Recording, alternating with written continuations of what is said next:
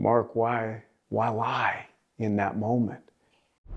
Mark Robinson becoming the first black gubernatorial nominee in North Carolina. Where we're going is we're going towards the substantive issues that all North Carolinians face. I plan on being the first black governor of North Carolina. Mark Robinson is under fire. My colleague Em and I found a series of highly disturbing posts, and we traced them directly to Mark Robinson. You can't be honest with people in politics. Vehemently denying an explosive new report. The email listed on the account is an email that you have used elsewhere on the internet. Those are not the words of Mark Robinson. Think about what's going on our borders. This is what you choose to focus on. That's not ever going to be forgotten. What's done in the dark always comes alive. He's a liar. John Stein is telling the lies. I'm being roundly attacked for lies.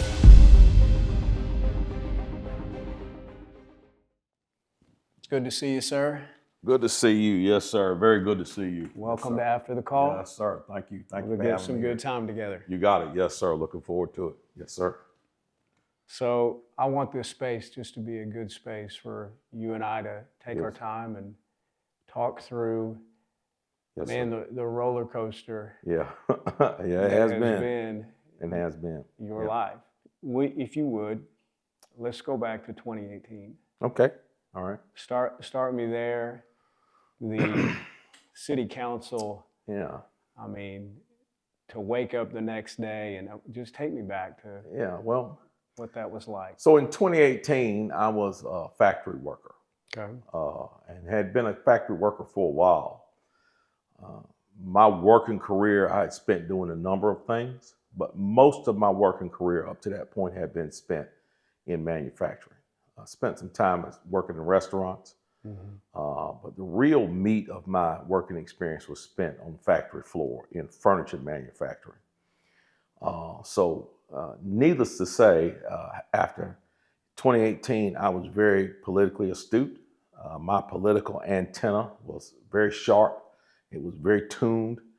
There were a number of things in the country that were, I'll just say, that had raised my ire. One of them being the fact that we had lost so much of our industry to overseas labor.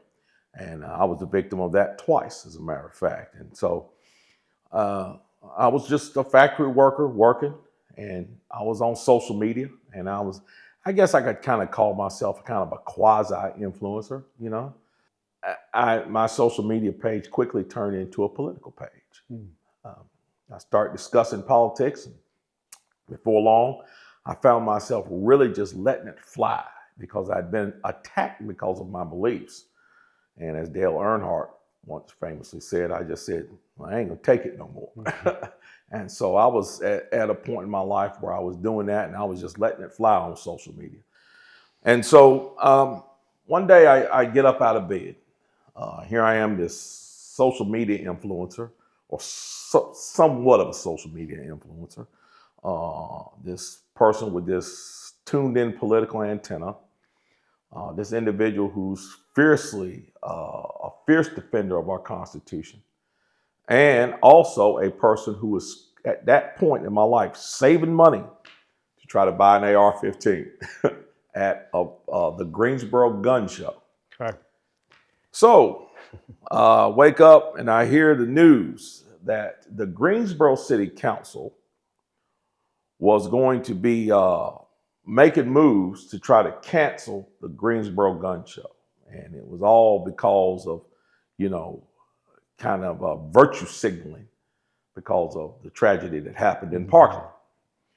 And of course, what did I do? I was raging to myself, and then, and I started raging out loud. My wife was looking at me, and my wife was still in bed. She was looking at me. I was up actually getting ready to go to work.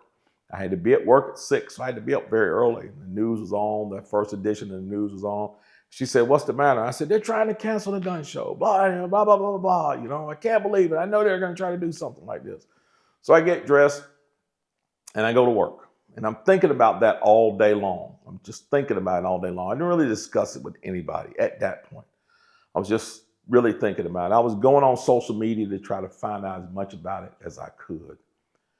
And lo and behold, on social media, that's where someone mentioned that the city council didn't have the authority to cancel the gun show, that only the city manager, the Coliseum director or manager or whoever, the Coliseum director, he was the only person that could cancel the gun show. He had that authority. And so I felt a little better because I figured this guy certainly is not going to cut himself out of a bunch of money, cut the Coliseum out of all that money. So the next day, I was a little relieved. And the next day I got out of bed, was getting ready for work again. And the news was on again. We always listen to our local Fox 8 station, and Fox 8 news guy comes on and says, the Greensboro City Council is going to hold a special emergency meeting today about gun violence. And I looked at the TV and I looked back at my wife and said, should I wake my wife up? And I thought, no, I'm just going to let her sleep. But I knew exactly what that meant. I said, they are going to invite the Coliseum director to that meeting. They're going to invite the city manager and all the other leaders. They're all going to be there. And I said, they're going to pack this place out with a bunch of leftist wingnuts that are going to come in here bashing guns and bashing the Second Amendment and talking about how terrible guns are and gun violence is. So they can, get these folks to side with them and cancel the gun show. So I go to work. And when I'm at work, I'm talking to my friends about this. That's when I start talking to my friends about it. I said, it's not right they're doing this. And all my friends, most of my friends that work with me, they're conservatives like me, and they agree. And so we're talking back and forth about it. And I'm thinking in my mind, I've got to go to this meeting. I got to go to this meeting. And I said that in my mind, I said, because, I do all this yapping on social media behind these buttons on my phone, on the computer. What is it going to look like if other people, because I know there's going to be people that are going to go down there and speak up for the gun show. What is it going to be like if I don't go down there and at least support those people? And I said, yeah, but I don't, I go to these meetings. I don't do this. This is not what I do. I work at a factory. I go to school. So I'm still discussing it with my friends. And finally, one of my more blunt friends, a fellow named Jack, he says, well, what are you going to do about it anyway? He said, you ain't going to do nothing if you go down there but talk. That's all anybody's going to do if they go down there is talk. And he said, and talk doesn't do anything. And I stepped back and I thought about it. And I said, well, that's not necessarily true. I said, the American Revolution didn't start with a shot heard around the world. I said, the American Revolution started with murmuring. It started with craftsmen and farmers meeting in taverns and in churches, talking about ideas like independence, about freedom, about separating from the British. That's where it started. It started with talking. The shot heard around the world would not have been fired if somebody hadn't talked about the ideas behind why there should be a shot heard around the world. I said, so talking does a lot. And there was a friend of mine, Brad, who mentioned right after that, he said, yeah, if talking doesn't do anything, I guess Jesus must have been real ineffective because that's all he did was talk. And when he said that, it kind of solidified it in my mind. And so I just went into the restroom and just went in there and looked in the mirror. I had to splash some water on my face. And I said, I don't care how tired you are when you get off from work, you're going to that meeting. You got to say nothing, but you're going to that meeting. And that was my plan. My plan was to go in there and to support the people that I knew would be speaking up for that gun show. And the people, not just for the gun show, but that would be speaking up for the Constitution. So I went down and I sat down, got there at the beginning of the meeting, and they started it. And people start coming up to speak. And before long, I realized it was exactly what I thought it would be. There were a lot of college students there and even some high school students there. I guess some of those leftists got their friends to come in as well. And I always tell a story like this. I sat there in that chair and I listened to what people were saying. And this is the honest, this is the honest truth when I say this. It's just people would come up and when they would finish speaking, I would go, that's the stupidest thing that I've ever heard. That's the stupidest thing that I've ever heard. And then that person would sit down and the next person would stand up. Then after the next person would stand, when they finished speaking, I go, no, No, that's the stupidest thing that I've ever heard. Before long, I honestly felt like I was just at a stupid contest. I was like, why is nobody in here talking about the real issue here? And the real issue here is the violation of the rights of law-abiding citizens, and nobody's saying anything about that.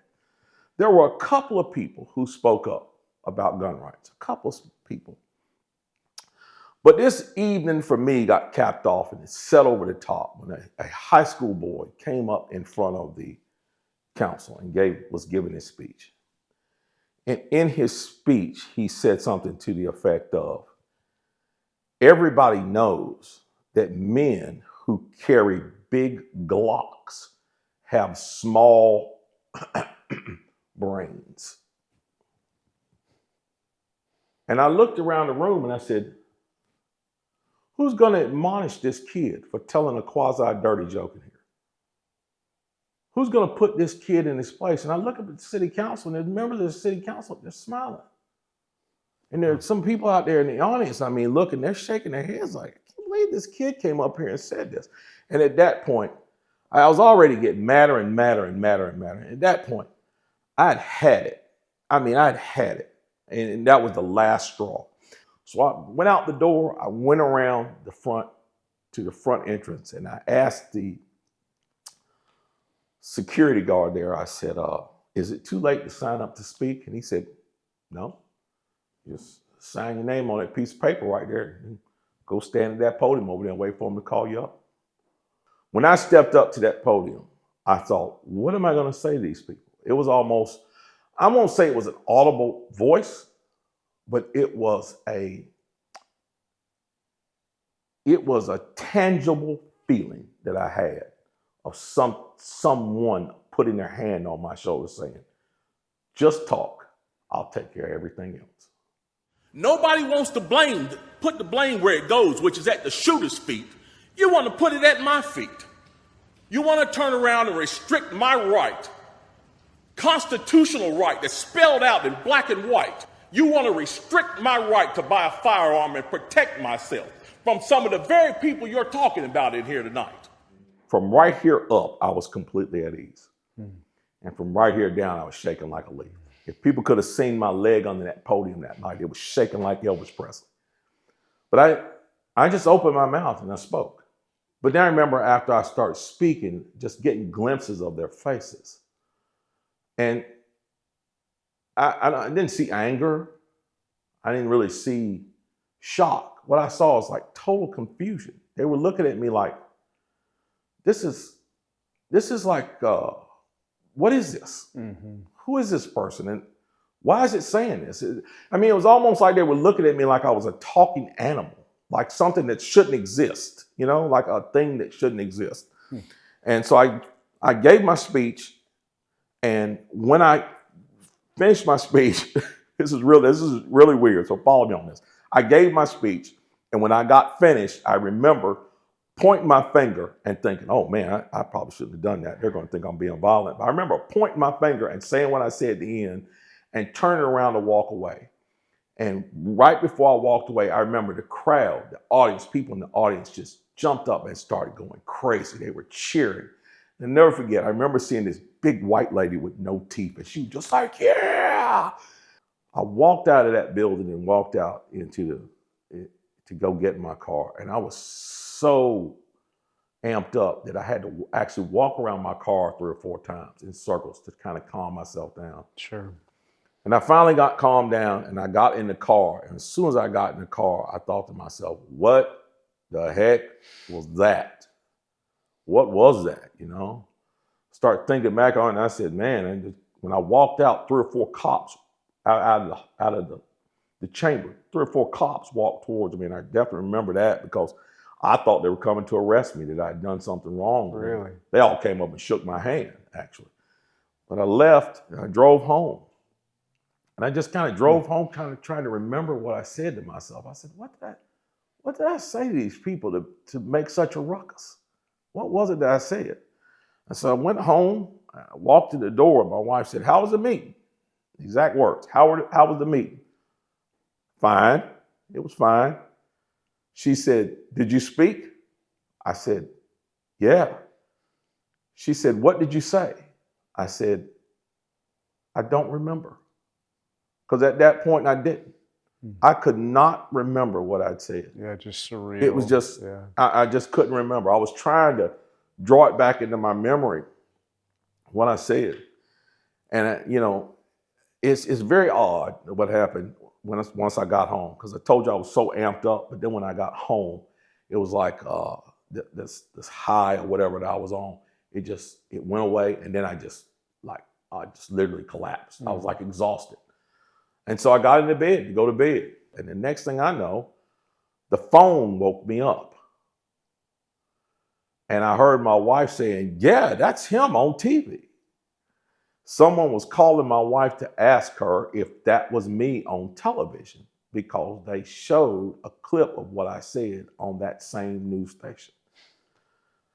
And I said, "What's going on?" She said, "You're on the news."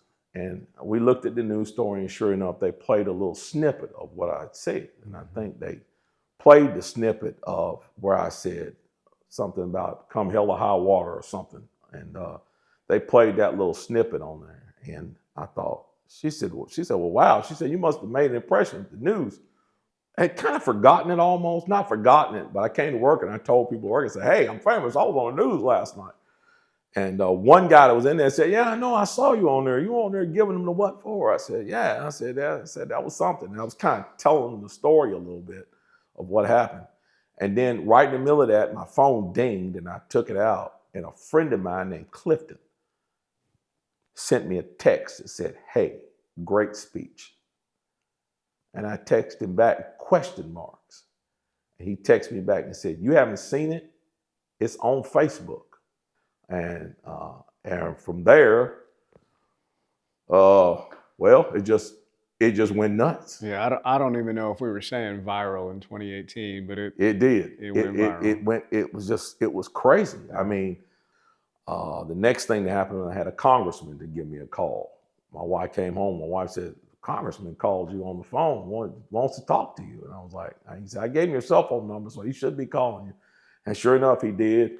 And then after 3 days, Fox News called and wanted me to come on Fox News. So I went to Winston-Salem, went into a remote studio, and did a shoot for Fox News. And it was funny, I had about 15,000 followers on Facebook at the time. Of course, Facebook was the only thing that I did because I was really the only one out there at the time like that.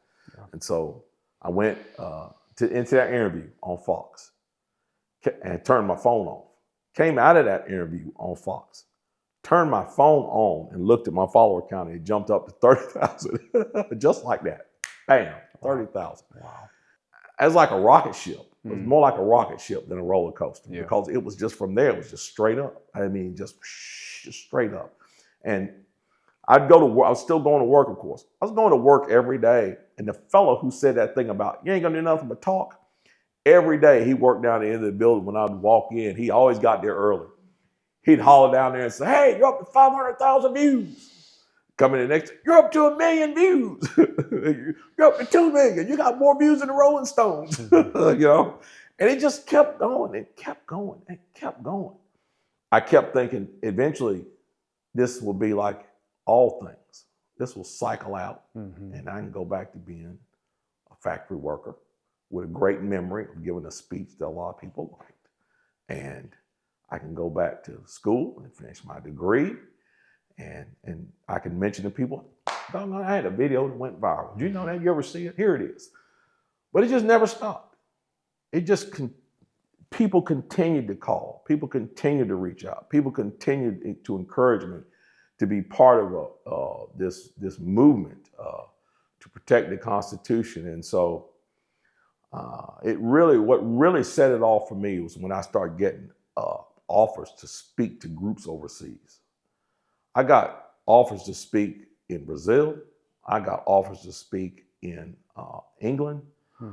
I got offers to speak in Germany. And Germany is the one that I actually took. I actually went to Germany and received an international award for protecting human rights, because this group considers gun rights to be a human right, of course.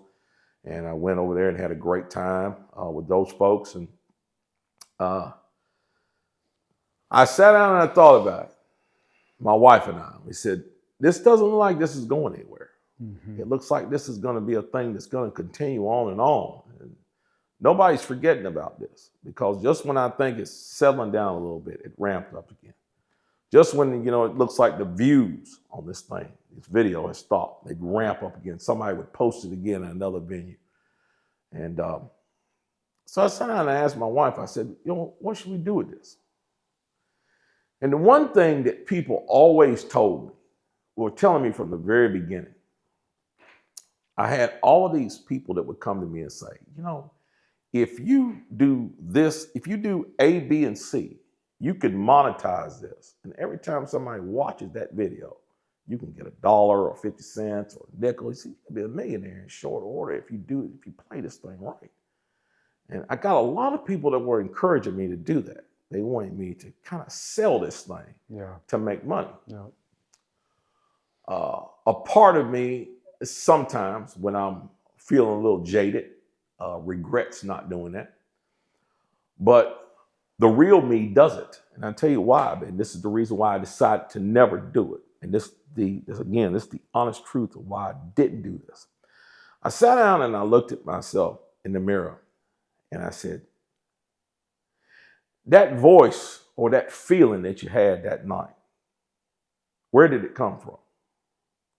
Now, if I was just some spiritualist or just some person who doesn't believe in God, I probably would have said, well, it was just my super id, it was just my internal thoughts, But I'm not. I don't believe anything that happens by accident. I think that all things are, particularly when you believe in God, your steps are directed by God. So I said, that was God who put his hand on my shoulder that night and said, I've already put what I need to put in you for you to be able to accomplish this task.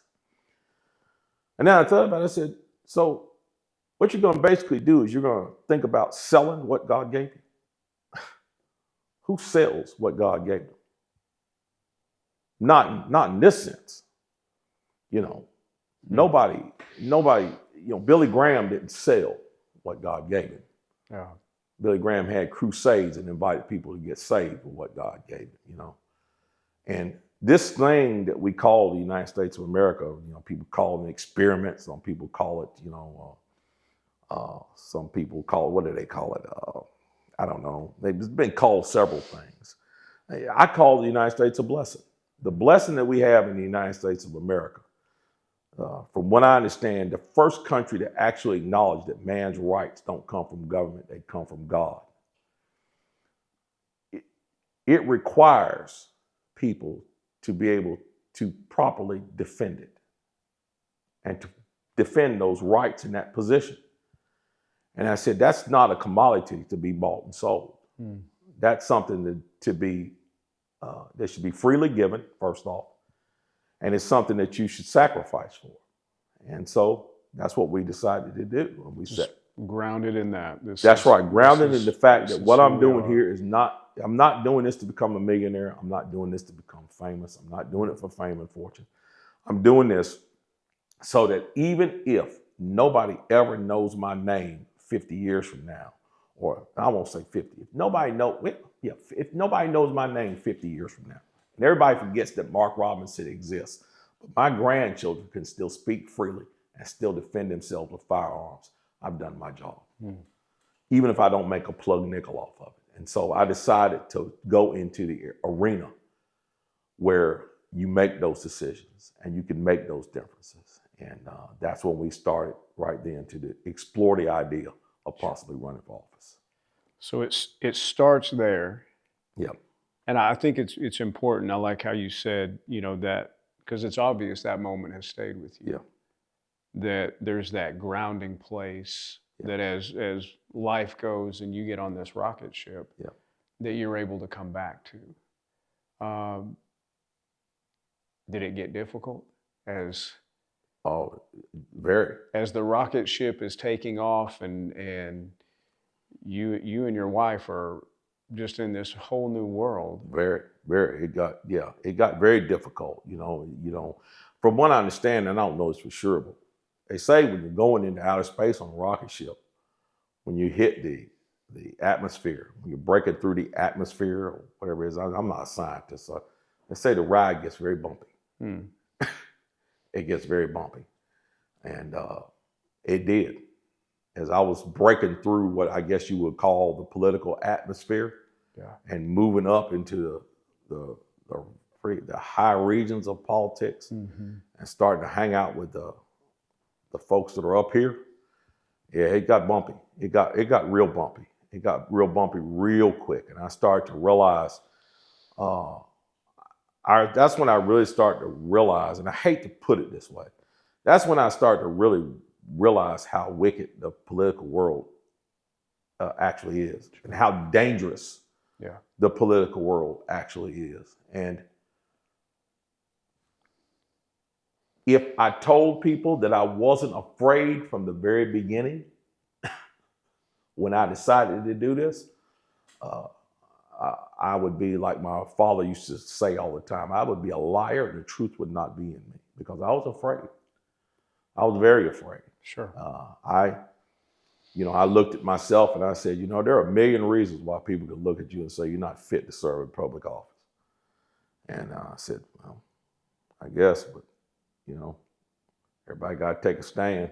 I guess a lot of them Germans probably didn't think a lot of those American soldiers were fit to stand on the same battlefield with them, but they proved them wrong. So, for me, this wasn't a thing, again, of trying to be a political hotshot or trying to be somebody that's building a political career.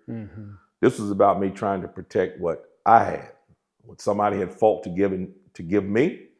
It was now my turn to do my part to fight to give my children and my grandchildren and future generations. And so that's why we continue to move forward, even though that fear was there, because I really did. As we were moving, the farther up we went, the shakier it got, like I said, and the scarier it got. So, yeah.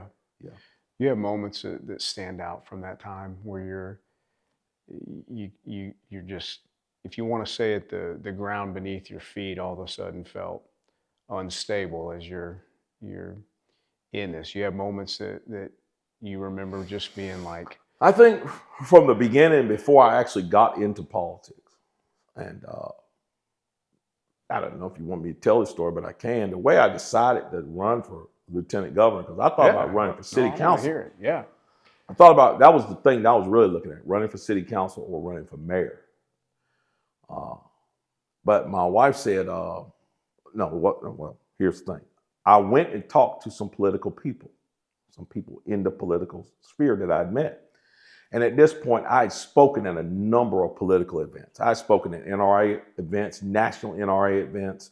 I'd spoken in Nuremberg, Germany, in front of a gun rights group. I had spoken my speeches they were not just that one speech. I had several speeches everywhere. And there were a lot of people want me to run for office. And so I'm thinking city council, mayor, county commissioner.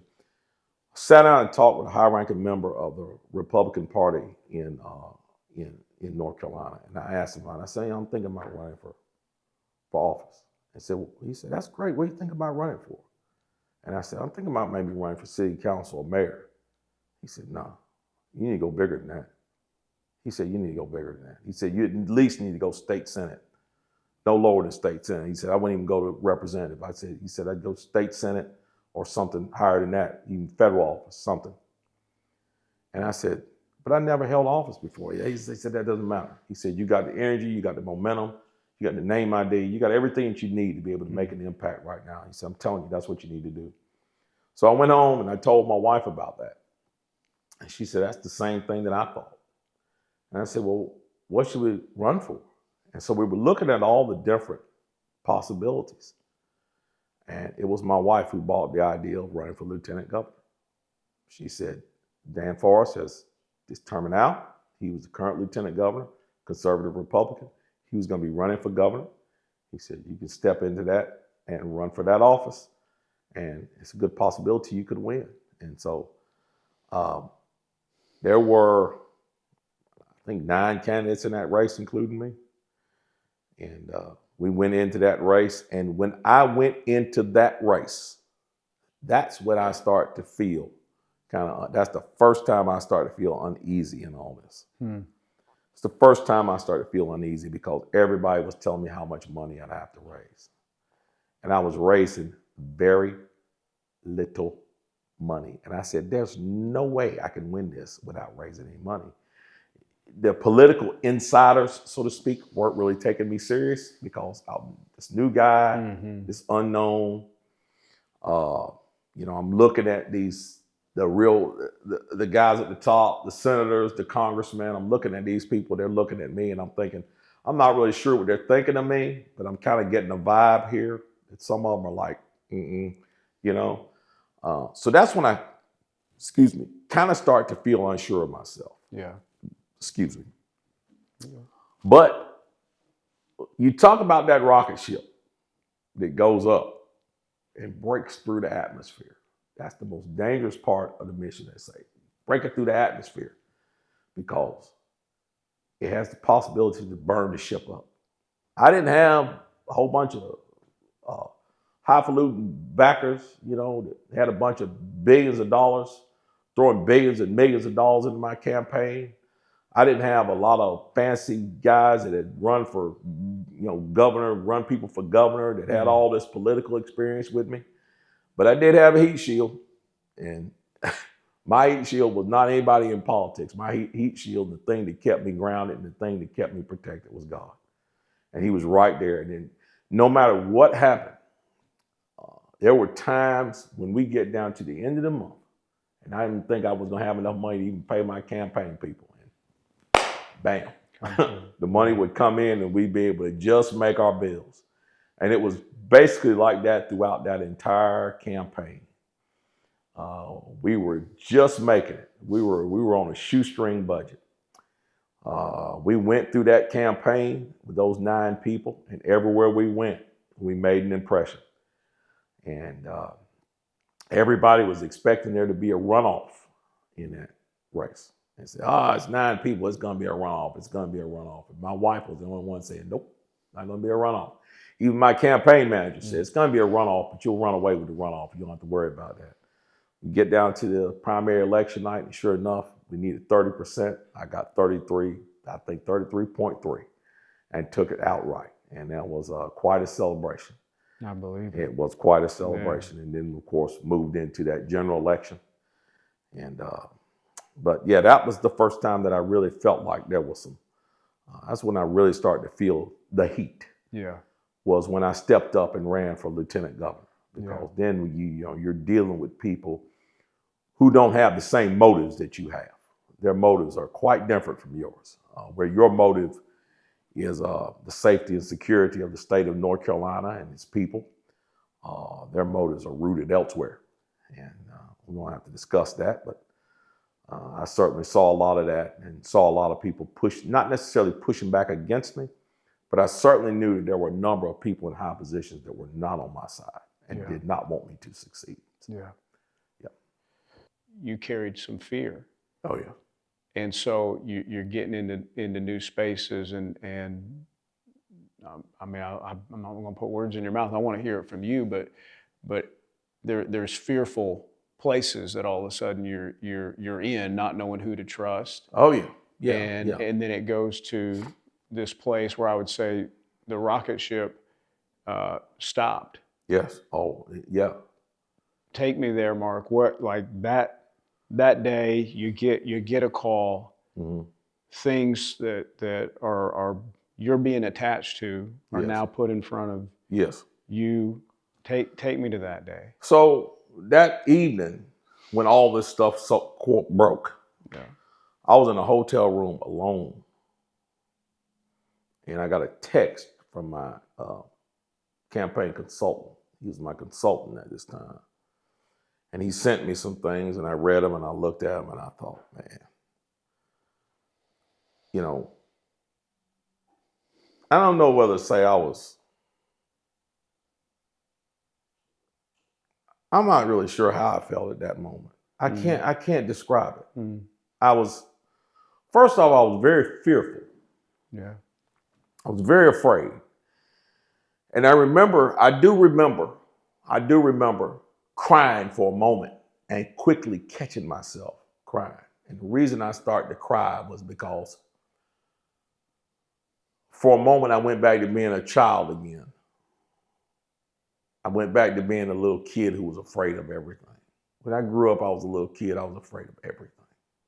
I mean, I was afraid of dogs. I was afraid of cats. I was afraid of strange-looking people. I was scared of loud people. I was scared of quiet people. I was scared of the dark. I was scared of everything. I was just very fearful of everything. And for a moment, that day, that evening, when I was in that hotel room, I was back to being that little kid again. And just for a moment, and I started to cry, and I had to catch myself. And then I got angry, and I said, no, you can't get angry, because if you get angry, you're gonna do something stupid. And I said, man, what am I gonna do? You know, what am I gonna do? What is my wife gonna think? You know, what are my friends gonna think? And then the heat shields kicked in. And something told me, it said, you knew this was coming. I told my pastor it was coming. Didn't know how it was coming. Had no idea. Yeah. I had no idea how it was coming. I sat down when I decided to run for governor, and I told my pastor, I said, I'm about to run for governor. He said, that's great. I said, well, it's great on the one hand. I said, but I don't think they mind me being lieutenant governor, because lieutenant governor has limited power. I said, but the governor of a state has inordinate power, especially in North Carolina. I said, I don't know how they're going to do it. I don't know when they're going to do it. I said, but I'm afraid they're going to try to destroy me. And I said, they may succeed. And he said, well, you still going to do it? I said, yeah, I'm still going to do it. I'm still going to do it.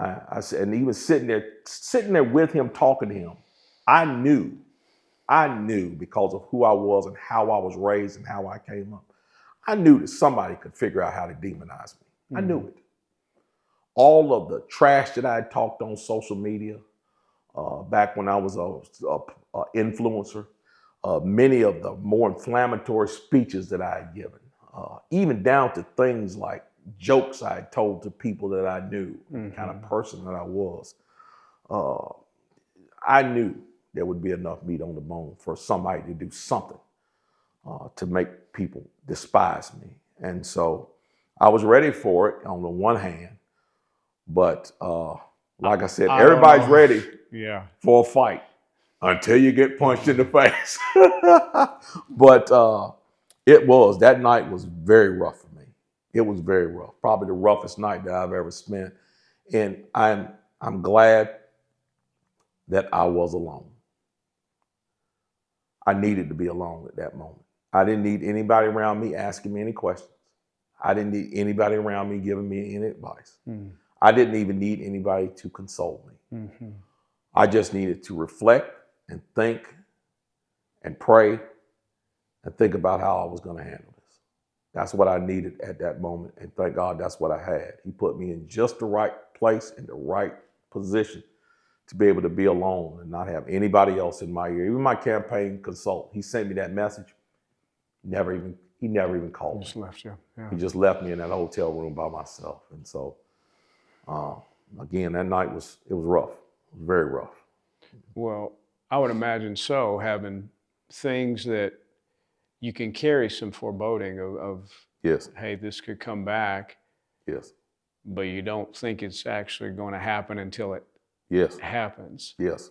And then, you know, when you look back, and even that season of your life, I think one of the things that you know, those moments do is that they put you in a position that the vast majority are praying they don't go through. That's right. Dark times of their life. That's right. That's right. Don't get brought back up. That's right. That's right. So when you look back, Mark, I mean, do you see that time period as just, it was a dark season of your life?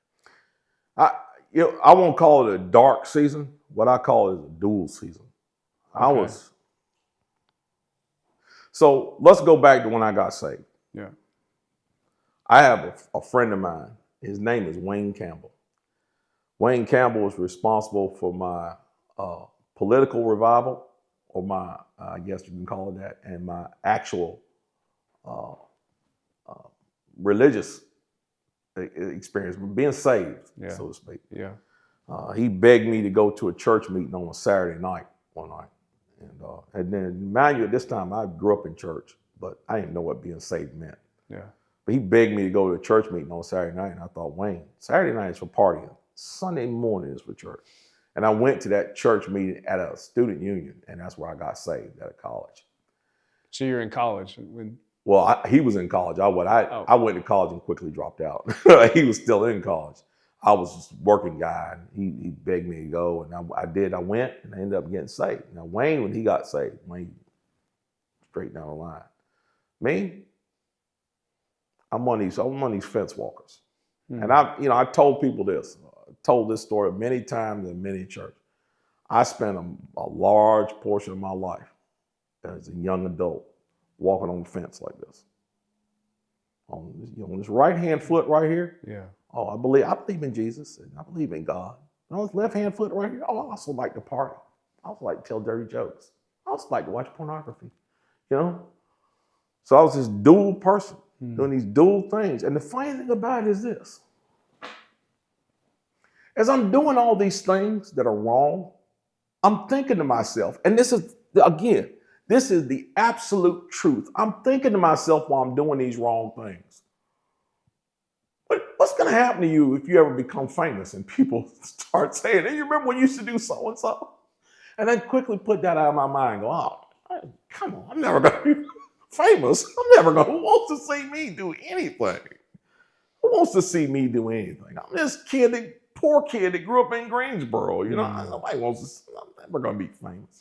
So I just kind of put that out of my mind. But there was always this, again, just like at the city council, the hand on the shoulder that said everything's going to be all right. As I was this dual person walking in two worlds, there was always this hand on my shoulders telling me, that's going to be remembered, right?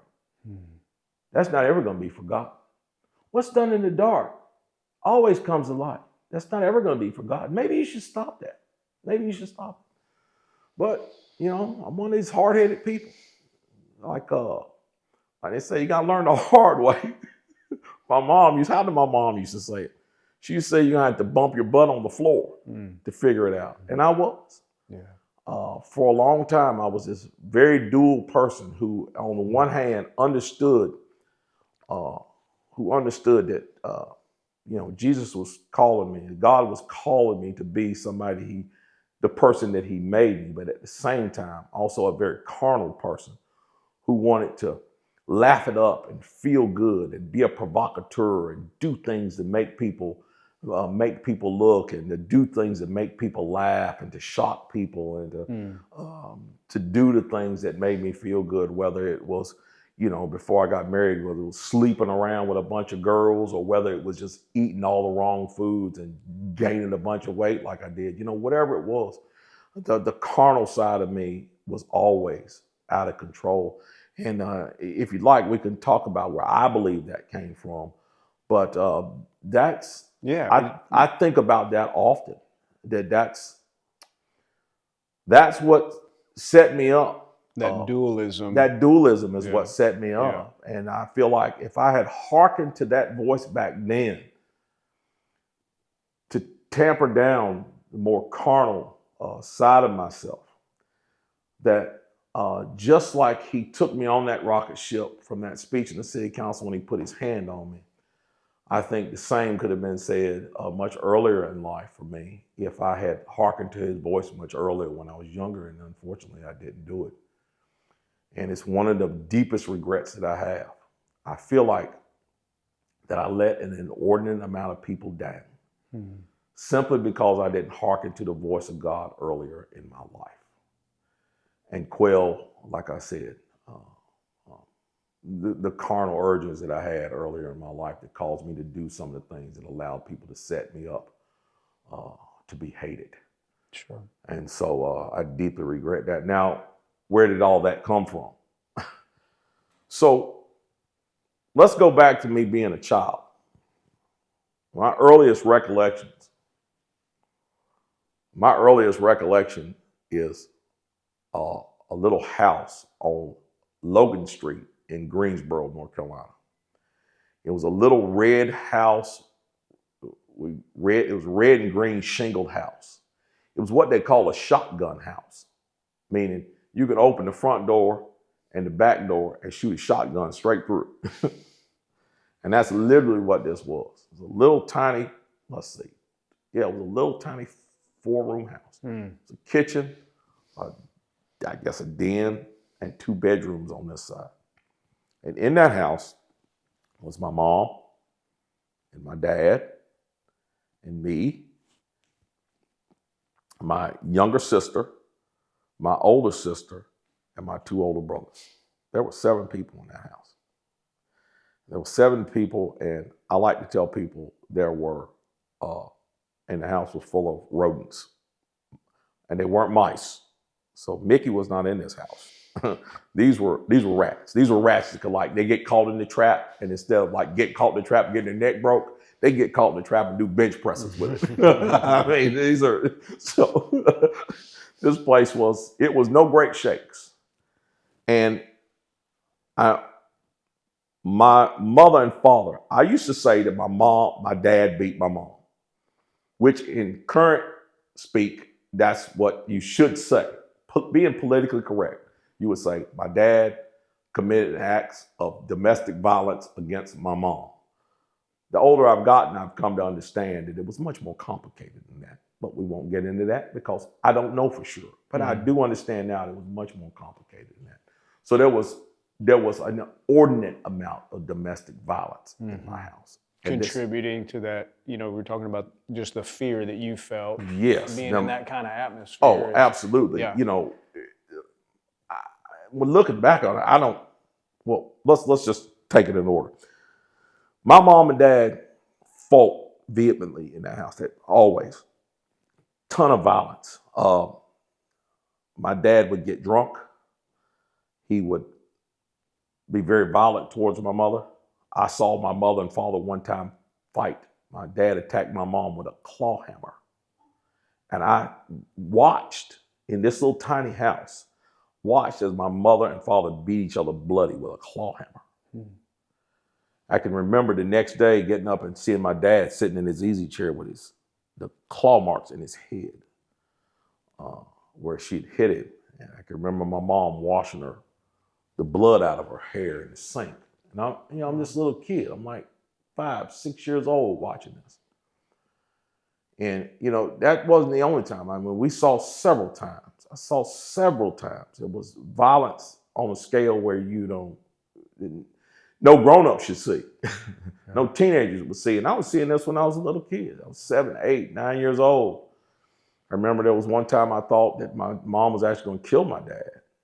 And my sister, one of my older sisters, was standing over my mom as my dad was on the floor drunk. And he had tried to attack her, and she fought him back. And she had a knife, and my sister was telling my mama to kill him. And, so that's the kind of stuff that I grew up seeing.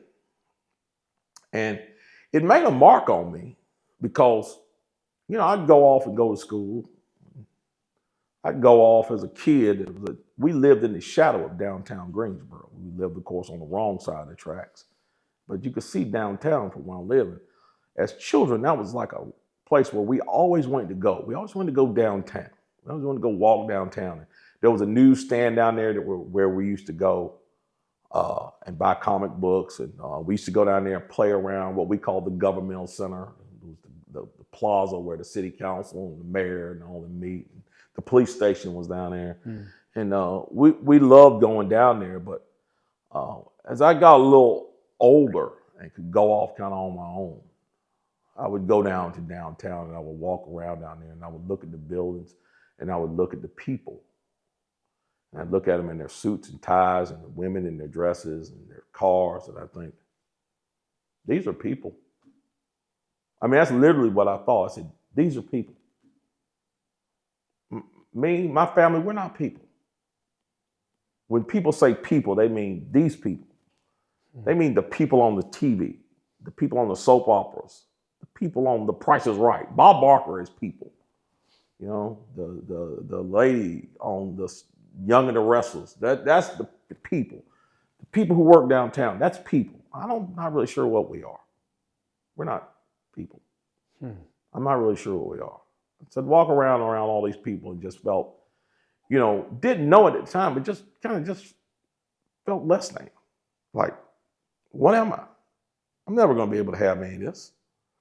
These people are millionaires. I mean, look at them. They got money. They can go buy food, and they can go buy. I mean, we're going down to the railroad station picking up our food. We're going down there picking up food staples from the railroad. The government sends. That's. So what am I? What am I in the sight of these people? I'm nothing.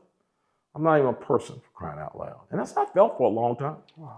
I felt like I wasn't even like almost, I won't say human, but certainly didn't feel like a person, somebody, didn't feel like somebody who counted. And growing up throughout that entire time as a child, one of our the refuge that we had was kind of like fantasy. Like, so my brothers and I, we love professional wrestling. So one of the things we would do, and we love movies and television. So one of the things we would do, we couldn't afford like toys. Every now and then we get a pretty good toy. Since we couldn't just go to the store and buy our own toys, we made them. We'd get paper and crayons and we draw people on paper and we cut them out. We made these paper dolls. And those paper dolls literally became like Hollywood does. We would sit at our beds, him on one side and me on the other side. And sometimes my little sister would join in and sometimes my older brother would join in, but we would sit and we would have wrestling matches, or we would draw the characters from movies and reenact the movies that they were in. And they had personalities, and we would talk back and forth like we were delivering movie lines. Yeah. We never wrote a script or anything. This was all off the cuff stuff. And I wish so bad that I could go back and see that. Because I can guarantee you, the way social media is right now, we'd have been a hit. We would have been a hit because that was our escape. That's how we escaped from our reality. Yeah. To not have to face the way that we were living. And that escapism became kind of part of my mentality. That dualism. Yeah, exactly. It's one of the things that I figured out as I got older. The reason why I was such a dual person is because, here I am, a young man, should be in college, should be doing well, should be helping my mom. I'm a slacker. I'm not really doing anything with my life. How are you gonna make yourself feel better? I didn't do drugs. I didn't drink. So turn to women. Turn to things that made me feel good. So, when you're not being who God wants you to be, and you're not being and fulfilling that role, oftentimes you'll fulfill that role with other things. Sure. And some people fill it with alcohol, drugs, and some people feel it with women and other carnal things, and that's what I did. But as I was coming along as a child and, coming through all that, my dad died when I was 12 years old. And when my dad died, there again, I remember the night that he died. I actually remember the day he went to the hospital. I came home and found out my mom had taken him to the hospital. And that was very unusual because my dad, I'd never seen him go to the hospital for anything. And I remember that night, I remember sitting in my window and looking towards the direction of the hospital that I knew he was in. And I remember for some reason I was just starting to cry uncontrollably. I mean, I just couldn't be consoled. My mom was trying to console me and I just couldn't be. And I cried myself to sleep because I knew somewhere out there my dad was out there somewhere. Now, mind you, I was not close to my dad. I never even had a conversation with my father. My father lived in the house with me for 12 years and I never had a conversation with him. I don't ever remember sitting down with my dad having a conversation with him where he said, "Well, how have you been doing today?" "I've been doing fine, Dad." Never went fishing with him, never played baseball, football, nothing. The only thing I ever remember my dad doing was the craziest thing. My dad made me and my brother some wings out of cardboard and sticks and tried to get us to jump off the roof to see if they would work. It's the only thing I remember my dad ever doing. That's all that sticks out. That's right. Mark, I don't know what to do with that. Living in the same house with your dad. And Yeah. Well, you got to understand the dynamic. See, my mom was like regular age. My dad was 71 when I was born. Yeah. Yeah. My dad was born in 1897. I was born in 68. Yeah. And I got a younger sister. So the time I came along, he was an old retired guy. And he had an alcohol problem. So there was I had no real relationship with my father. Yeah. Never, like I said, I don't ever remember saying anything to my dad. Honestly. I could not tell you one conversation that I had with him. But when he was out there in the hospital, I knew he was out there, and I knew if something was wrong, and I just couldn't be consoled that night and cried myself to sleep. And the first thing I remember was waking up, my sister waking us up that morning, my older sister, telling us that he had passed away. And I tell you, you talking about the fear that I felt on the night that story broke, all this crap happened in the election, that pales into comparison to the fear that I felt that the day I found out my father was dead. 12 years old, looking forward. Dad's I mean, right there. What are we going to do? Yeah. My father was the only person who provided us with anything. What are we going to do? You know?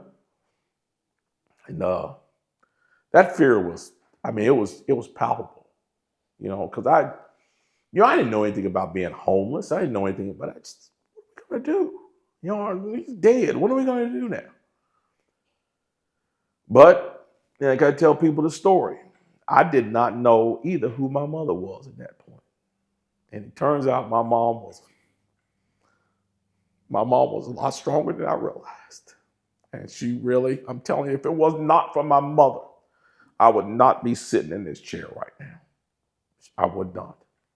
My mother was probably the strongest person that I've ever met and I've ever known. She was incredible. My mom had every reason in the world to lay down and quit. She had an abusive alcoholic husband. She started having children very early in life and had a very rough childhood. She had very little education. She had 4 or 5 children in her home when her husband died. And she always told the story, and a friend of hers came down and told her, well, your husband's dead now. You can just sit back and live off the welfare. Most work you have to do is walk out there to the mailbox and get your check. And she didn't do that. My mom went to work. My mom went to work as a custodian at the university across the street. Wow. And, you know, even as a kid, seeing my mom doing what she did, I was impressed. But now being an adult now and knowing how hard it is to have children and the hopes and dreams that you have for your children and how hard you work for your children. You know, I think about all the times that my mom probably went to work hungry because she had to feed us. I think about her having to go to work when she was sick and when she was tired and when her feet hurt. For somebody to make that kind of sacrifice for you when they really don't have to. Yeah. When they do it to make a statement, not in their life, but in your life, and to set a standard in your life. Probably the most powerful thing that anybody has ever done for me on this earth. And so that was a point when I started to realize who my mom was, when I really started to turn a corner in my life. And it was a long curve and a long corner that I had to turn that wouldn't be completed till much later in my life. But when I look back, that was the moment when I started to turn the corner and start to realize who I could actually be and who I was actually supposed to be. And she led me in that direction. Took a lot longer for me to get there than I should have, but she's the one that led me in that direction. Out of the worst. That's right. Out of the hardest. That's right. That's good heritage. That's right. Yeah. That's right. Well, it's obvious it served you. Yeah. Continues to serve you. Sure. Sure. And so you're in a hotel room looking forward, going, yeah, everything I'm worried is now out. Yeah. It's coming out. Yeah. What do I do? How do I handle this? Well, my initial my initial thought is, I want to fight this. I'm going to stand up. I want to tackle this head on. I want to get right in and tackle this head on. Tell people exactly what happened and how I think it happened and how it transpired. Yeah. Own what I need to own. Own the parts of it that I need to own and disprove the parts of it that are not true. But I sat back and I thought about it and I said, there's not time. If this was a year before the election, there would be time. There was 8 weeks until the election. It was 8 weeks before my election, of course, 8 weeks before the election of the President of the United States. And at this point, President Trump and I had become very good friends. And I realized how important it was for President Trump to win that race. And I knew that not only was I in the fight for my life, that the country literally was in the fight for its life. The country couldn't have stood 4 more years of Joe Biden-like policies, which would have come under President Trump's opponent. Mm-hmm. And so what I did was I took it back to a place where I kind of always take things, and people may not think this is right, but this is kind of what I do. I always kind of think of things in terms of combat. Because even in the Bible, combat is a measure of what a man will do and how well a man will perform at anything. In the when Goliath was besmirching the people of God and besmirching God, there were some men who ran and hid in their tents. But then there was that kid who went out there and said, who is this guy out here insulting the people of God and God Almighty? Who is this filthy Philistine out here saying those words? Somebody ought to deal with him. Mm. Not only did he say that, he went out there and he dealt with him. And so combat is always a thing that I always think about because it's the ultimate struggle of life and death. And so I said, well, I liken this to being in combat. I've been wounded, but I'm not slain.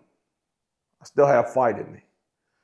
My main concern right now should be to plug this wound up in any way that I can so that I can move on and continue to fight and not allow it to continue to drag down anybody else. And so that's exactly what I did, as painful as it was, because at that point I wanted to put everything on hold, stop everything, and fight this thing. But I couldn't do it. I couldn't do it because I'm not fighting this fight. I was not fighting this fight alone.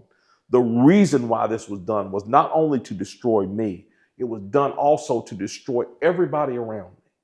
So I had to make sure that I continued to fight and continue to focus on the fight at hand in order to protect the people around me. And that meant, if that meant not being around President Trump anymore, then that's what that meant.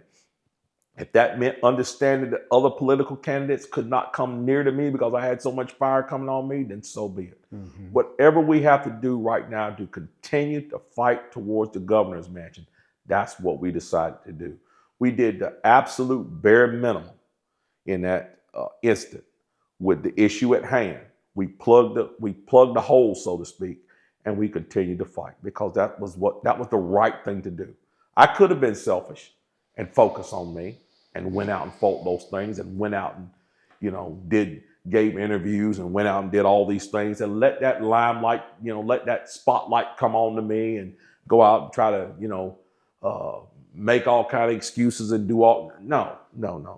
This is not the right time to do that. You got to take everybody you're in combat with into consideration. And the fire that you're drawing, you don't need to let it be drawn on anybody else. You need to continue to do what you need to do, fight the fight that's at hand. And there'll be time after all this is over for you to stand up for yourself. And that's exactly what we decided to do. So putting yourself back in that moment, and I know we talked about you made the decision, you're faced with the story, I could own this or I could choose not to. Yep. And you chose not to. Yep. In this same moment today, is there something that you would go, I haven't owned this from this, and I need to own this? Yeah, I think there is, and I very much want to talk about this, and I hope it doesn't upset my wife a great deal. But what I really want to talk about is I really want to go back to my childhood. I don't know what it is, and I haven't figured it out yet. And I'm thinking, and I've told my wife this, I'm thinking that maybe I need to get a good therapist. Of course, a Christian therapist I think would be best. But I'd like to find out why throughout my entire life, I've been such a carnal person. I don't understand it. I don't understand why it's been that way. You remember I mentioned the newsstand downtown. You remember that? Yeah. Remember the newsstand? Where we used to go get comic books. Do you know why I like the newsstand and why I really liked it? What really intrigued me about the newsstand? The newsstand was a place where we go, and it was this open air newsstand. And when you walked in, there was a beatnik guy sitting up on a stool, wore a purple sweater all the time and horn-rimmed glasses. He sat up on this little high stool overlooking the entire newsstand. Well, the newsstand was split in half. And on this side of the newsstand, there were periodicals like Time and Newsweek and newspapers and comic books. That's the side we went on. The other side of that newsstand, there was pornography. And when I tell you I was fascinated with the other side of that newsstand, I used to go into that newsstand and just dream about what was on the other side of that newsstand. I used to want to sneak and go on it on the other side and see what was over there, you know. And again, I don't know where that fascination came from in my life, but that's something that followed me as a young man, this obsession with pornography. I don't know where it came from. An obsession with pornography, an obsession with sex. So I feel funny even sitting here saying this. But the reason why I'm sitting here saying it is this. I've already realized, as the person that I am now, that at some point, I was going to have to reckon with that, number one. And number two, I believe that there are an inordinate amount of young men and old men who still deal with that issue. That the all-consuming underbelly of their psyche is built on this unhealthy relationship with sexuality.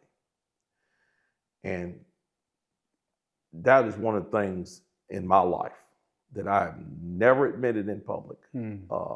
Of course, now at this point in my life, I have admitted to myself, but I've never admitted it in public. I've never admitted it to my wife, never explored it and tried to find out why it was that way. But I understand now that it's got to be a riddle that has to be solved. And the reason I believe it's got to be solved is this. I believe there's something in me that I've learned through all this that I can share with other people that can help save them from the pain that I've been through because of it. Yeah. There's an inordinate amount of pain and shame that goes along with that. And not only pain and shame, but destruction of reality. I mean, you can get so far into this, you can actually start to lose reality. I mean, the line between what is actually real and the fantasies that exist in your head because you delved into this dangerous world, it's damaging. It's damaging to your psyche. And not only can it be damaging to your psyche, it can be damaging to your relationships. Sure. And damaging to your body. And it's something that we've got to start discussing with our young men. Yeah.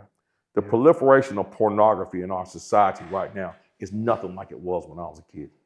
Right. When I was a kid, it was a newsstand, it was Playboy, You had to walk down to it. You had to look somebody in That's the eye right. to buy it. That's right. Yeah. Now, completely different. kids as young as 5 and 6 years old are pulling it up on their cell phones.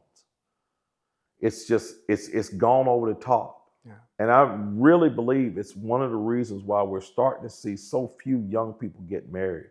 And we're seeing young people's relationships not being what they should be. This dissatisfaction that young women seem to have with young men, the laziness that exists in many of our young men. I believe that's where it's being born out of. It's this unhealthy relationship that they have with themselves and with that subject. And there's got to be people that are willing to step in the breach to turn the tide. And I think the only people that can really do it effectively are going to be the people who have experienced it, been damaged by it, and come back from it. Yeah. And I believe that I'm probably one of those people.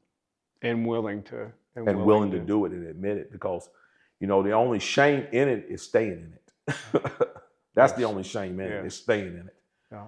There is no shame in coming out of it. You know, there's no shame in a drug addict coming out of being a drug addict or an alcoholic. There's no shame in someone who was once a thief who no longer steals. The shame is staying in it. Yeah. And that's what we've got to get. Now we've got to get our young men to start seeing how damaging that type of lifestyle is. And it certainly has been damaging for me, not just on a professional front, not just in the way of people being able to make scandalous accusations about me, some true, some not true, but being able to just, you know, not be able to look at myself and realize that I was able to walk a line that kept me from falling into those traps. And you know, I just fell right into them. I fell right into them because of my carnal nature. Yeah. You're able to see it too. You know, I think you're describing, you know, what was said, and I think you aptly describe it in the fantasy world, right, where you're in a detached reality. Yes. And so you can say a bunch of craziness in a detached reality. Yes. And so those are the pieces for you that you're going, I got to own this. Well, I think more than anything, you know, allegations that I watched pornography and was involved with people that watched pornography. And that was absolutely true. The other piece of it, you know, there were some things that were said that even when I look back on it, I think to myself, where in the world did this come from? There was enough meat on the bone from conversations that I'd had from people long before I became lieutenant governor to make those things possible, for them to be crafted. So I certainly count them as things that people may have falsely attributed to me, but I don't deny the fact that at some point I said enough salacious things where they could certainly make it seem as so. And so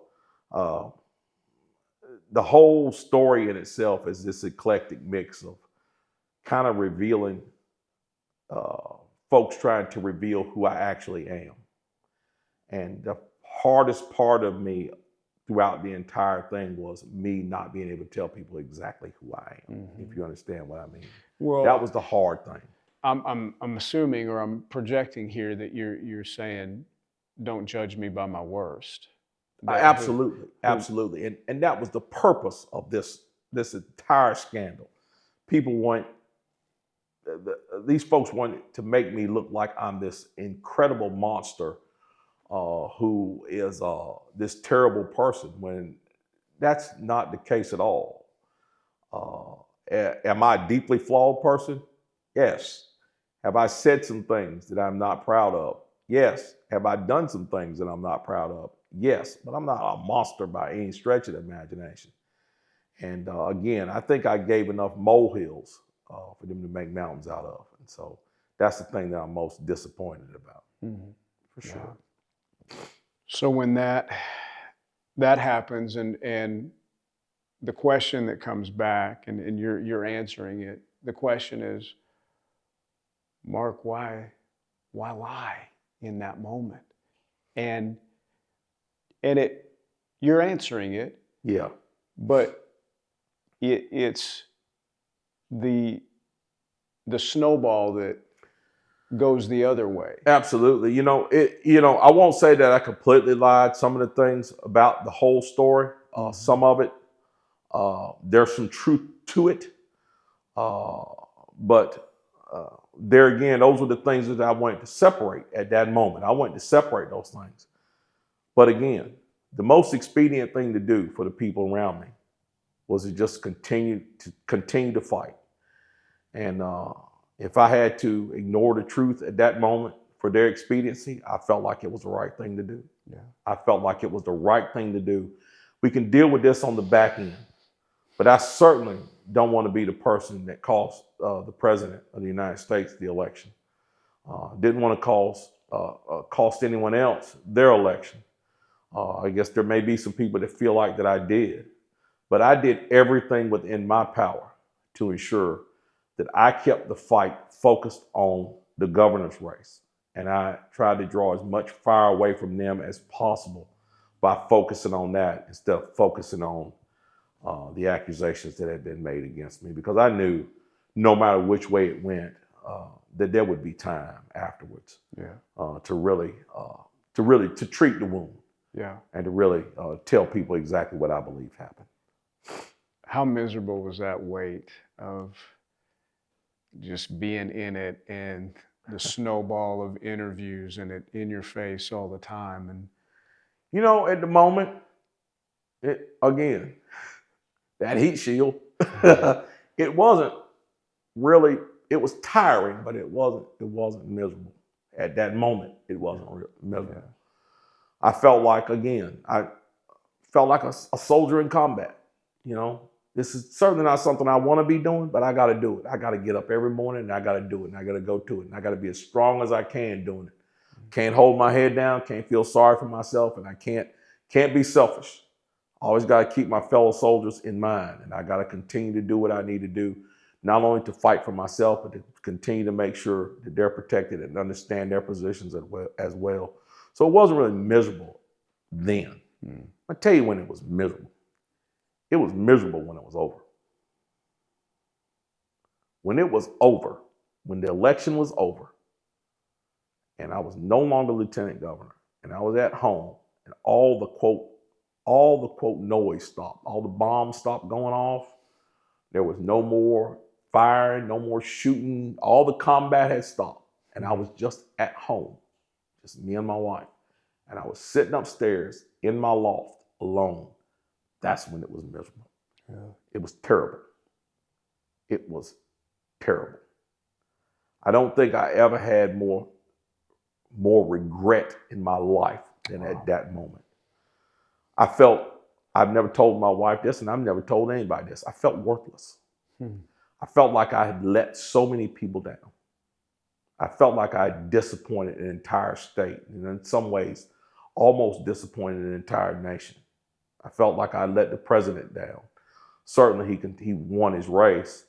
I felt like I let my family down, and I felt like I let myself down. And I had enrolled in school shortly thereafter, after I left the lieutenant governor's office. I enrolled at Liberty University to get my master's degree.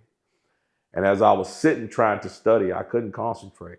Because I said, what are you getting a master's degree for? You don't deserve a master's degree. I mean, literally, that's what I'm saying to myself. When getting a master's degree is not going to make you any smarter. You're the biggest idiot on the planet. You had the world laid out at your feet. But because you can't shut your mouth and because you can't temper your tongue, and because when you were a young man, you couldn't stand up and act like what God had created you to be, that's when it was miserable. Now, put on a brave face. My wife kind of knows this story, but she don't know the whole story. And you said dark. It got dark. That's when it got dark. And when I say it got dark, it got real dark. It got dark. I had thoughts at that moment I never had in my life before. I literally felt like what are you going to do now? You're never going to be the same. Wherever you go out, people are always going to look at you, and they're always going to look at you, kind of pull their eye down. I go, that's that guy. You know? So that was when it was the worst. It wasn't worse when everybody was in my face jabbering, and I was firing back, and I was still fighting. When it all stopped. When it all stopped, and I was all by myself, and all I had to do was look back. And I had to look at myself in the mirror and see my part in it.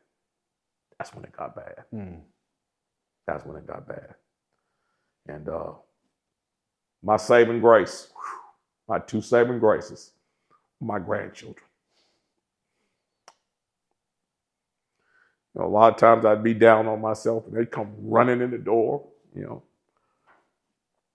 I'm telling you, if it hadn't been for them, I don't know. You know, I don't know. Between them and letting out some aggression at the gym, But it was really my grandchildren. That was my saving grace. Because when they would come to me, they'd come to our house. They didn't know me as a lieutenant governor. They didn't know me as, they didn't know anything about any scandals. They didn't know anything about anything that I said or done in my past. The only thing they knew that I was Pawpaw, and that maybe I had some candy, and they were coming to my house to have some fun, and that was it. And when they were there, I was happy. I hate to say it, but I wasn't even happy there when I was at home alone with my wife, because I used to look at my wife and I used to think, I know she thinks I let her down. I know she's disappointed in me. She says she's not, but how can she not be? How can she not be disappointed in me? How can she not be ashamed? How can she not be? And so I was literally kind of uncomfortable around her for a long time because of those feelings. And so, yeah, that was when it was the worst. That was when it was the absolute worst, when I was by myself. Well, being able to, to move forward, and I like that you even permissioning people along the lines of getting counseling and putting yourself in a place that you can have tools that you don't currently have to address those issues. Those are all really important things to say as you walk this out, as you so let's go back to post it all, and you're on the backside of Midnight Cowboy. How have you viewed a moment like this to go, I know in order for me to move forward with what's next for me, the dualism, the places that I look back and saw, how do I make a statement for myself that I know I am not the guy that was the dualism guy back here, but in this new season? Because we can look at this, and either of these moments are the best moment of your life, and that's right. It can be. What can feel like the worst can turn to be the best moment, because you live with a weight of, can I say it? Can I be honest about it? Am I permission to be able to take a chance to let people down around me? All those things. It's what's on the other side of that decision. So today, how do you move forward going, hey, I want to make this a clear statement. I'm owning it, and I'm moving forward with a man that's not a dual person like I've been in the past. I think, like I said, that the thing that I had to come to grips with was understanding who I am. Before anybody else can understand who I am, I got to understand who I am. And I think I finally get it. I finally understand exactly who I am. I understand, where I've come from. I can see clearly where I've been. I can clearly see the mistakes that I've made in life. And I guess for lack of a better word, I don't begrudge those mistakes. Those were mistakes that I was going to have to make in order to become the person that God wants me to be. If God had wanted to take me from a direct line from being a teenager who got saved to being, who I am right now, he'd have skipped all that. Just become who I was. I went on a spiritual journey, and I was on that spiritual journey with God, and he was watching every minute, and he knew exactly what was going on. He knows exactly what I'm going to get out of each and every one of these things. Now, is that fair that I had to go through all these things? Fair doesn't have anything to do with it. Right. What it's all about is, what do you do with it now? And what you do with it now is you be open and honest with people. And you tell them the mistakes you made. And then you look them in the eye and say, do you want to make those mistakes? If not, you'll learn from my lesson and you'll listen to me. And I can tell you now, if you're in it, I can tell you how to get out. If you're about to get in it, I can tell you how to stay out. I can tell you why you should stay away. I can tell you for a fact why you should not do those things. And why, again, if that finger, invisible finger, is tapping you on the shoulder, why you should turn around and answer and heed. I can tell you that for sure. And that's where I'm at right now. Yeah. And not only am I satisfied with that, I'm excited about that. Because I know there's somebody out there right now that will probably watch this. And they won't tell anybody. They won't tell a single solitary soul. But they'll sit and they'll watch some of the things that I said and they'll go, yeah, that's me. That's me. And in their heart of hearts, they'll know it's them. And they'll know that's exactly where they are right at that moment. Right at that moment, they're walking that fence. They'll know that they went to church Sunday. They went to church Sunday. And they went home and talked about how great the sermon was. But then Monday morning, they were right back at work telling dirty jokes with their friends. Yeah, they'll know. And that's what we have to get away from. Yeah. We have to get away from that. If we claim to know God and we claim that we're living for God and we claim to believe in and we claim to be saved, then we got to hearken to His voice. It's the biggest regret in my life that as a young man I didn't do that. But at the same time, I feel like in a lot of ways it's the biggest blessing that I've ever had, because now I can impart that wisdom to people and help them to either get out of the problems they're in now, or I can help them to avoid those problems in the future. So. Yeah. If you can go back to that moment, do you make the same decision in the moment? The story breaks, you're looking at it, you're seeing the details of it, going, I got to own some of this. No, I do the exact same thing. I do the exact same thing, because again, like I said, it wasn't at that moment. It wasn't about me. And honestly, it never was about me. For the people who were doing it to me, it wasn't about me. It was about a cause much bigger than that. And they knew that they could use me to destroy the people around me, up to and including the president. They would do it. And so I'd make the exact same decision. I'd fight it the exact same way, because I always knew there would be time for this. But in those 8 weeks, there wasn't time for that. What it was time for then was try to protect as many people as I could and do whatever I could to make sure that the fire that I was drawing didn't get drawn to them as well. And like I said, that's up to and including the president. When did you have the sense this is not going to end well? That this is not looking good? When did that reality, was it in the time that we talked about the CNN story starts breaking? When did you have that sense, Mark? And I hate to say this, because I'm a fiercely loyal person. And I don't, even through all the things that I've been through, I don't want to badmouth anybody. I don't want to go out here and badmouth anybody and, sour grapes and say, oh, it's this person's fault, it's that person's fault. But that summer of 2024, I was confronted by a number of people who told me that I need to change directions immediately. Being specific, they told me I need to get an entirely new campaign team. Now, there were a couple of people on my campaign that even if I changed my campaign team, there were a couple of people, my comms guys, I didn't believe I kept them. But I was told by people that I need to separate company from those people and hire someone who is going to actually have my back, which is something that somebody said to me specifically. Those are not my words. And I refused to do it. And even after I refused to do it, I really felt like and I hate to say this, I felt like I was doing the wrong thing. And it turns out that I did do the wrong thing.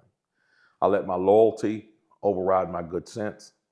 I should have changed campaign teams in the summer and took my campaign in a completely different direction. And if I had, I believe, even with the CNN scandal, I believe I still would have won that race. So it was even before that. I believe so. The CNN story hits, but you're already down the road going, this is not going well. I can see the writing on the wall. Yes. And see, I believe that if I had done what I was asked by several people to do, if I had done what I felt like I should do in my heart of hearts, by the time that CNN story hit, I would have been so far ahead that I would have won by 3 points instead of 10. But I didn't do it. And it's one of my biggest regrets. Wow. Yeah. Wow.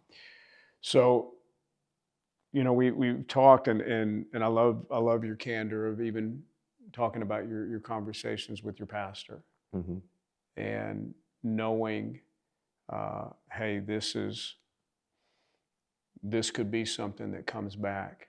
Mm-hmm. The story breaks, it's hitting you. You already know that you know, like you just described, hey, this is not trending well, and then this comes crashing in. Sure.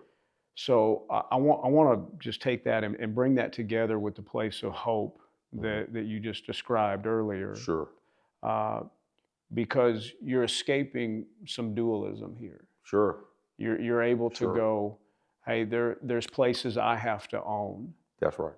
And even in the midst of all the environments that you're around and everything you're seeing, you still have that place going, I'm going to own what I got to own. That's right. And so on the back side of that, Mark, what does that look like? When you look at that and you go, okay, the story said this, this, and this, and it may feel like this, it may feel like, but you know, I got to own this. Yeah, the things that I really had to come to grips with, as I said before, is the fact of the things that I did when I was walking, being such a dual person, you know, being a person who wasn't wholly committed to what I said I believed in. That's what really came back to me. And that's the part of it that I really, if I could sit down with young men right now, that's the one thing that I would tell them. I would tell them, when that finger, that invisible finger is tapping you on the shoulder, when that bodiless voice is whispering into your ear, that is not your imagination. That is truth speaking to you in your ear, and you need to heed it. You need to answer it and heed it. You need to rein yourself under control, because there's not anything that you're going to do as a young man that's not going to affect you as an old man. Nothing. Anything that you do as a young man is going to affect you as an old man, even if you think it's not going to. Everything that you do is a building block. You can't build a skyscraper on clay and expect for it to stand. Yeah.